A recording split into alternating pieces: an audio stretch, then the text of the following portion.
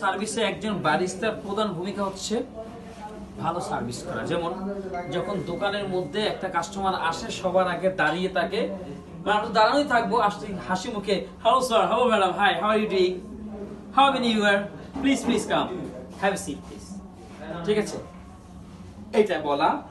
এরপর হচ্ছে যে একজন বারিস্তা তাকে মেনু সাজেস্ট করা। Excuse me madam, excuse me sir, here is our menu.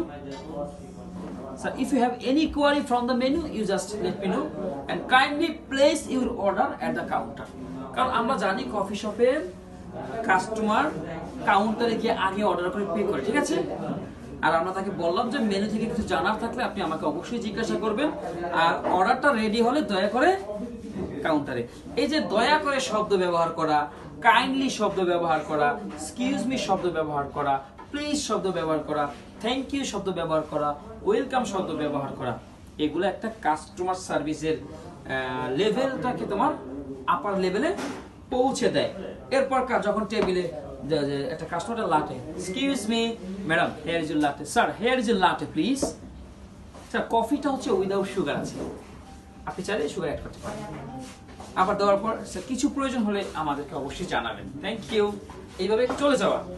এরপর হচ্ছে যখন কফি যখন কাস্টমার মাঝামাঝি খেয়ে ফেলছে, excuse me madam, sorry to disturb you, excuse me sir, sorry to disturb you, sir how is your coffee, how was your coffee, ঠিক ছিল সবকিছু, খাবার is okay, thank you so much. যদি problem থাকে solution করা, যদি coffee ঠান্ডা হয়ে গেছে তখন সলিউশন করা, নতুন আবার দেওয়া। হ্যাঁ, এরপর খাওয়া শেষ, এরপর যখন কাস্টমার চলে যাবে তখন সামনে থেকে কাউন্টার থেকে সামনে এসে thank you madam, thank you sir, thanks for coming, have a good night, আবার আসবেন।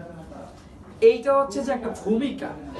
এই যে কাস্টমার সার্ভিসে একজন বারিস্তার এই ভূমিকাগুলো থাকতে হয়, ঠিক আছে? এইভাবে করে তুমি কাস্টমারকে সার্ভিসটা ডিল করবে, ঠিক আছে? Okay sir.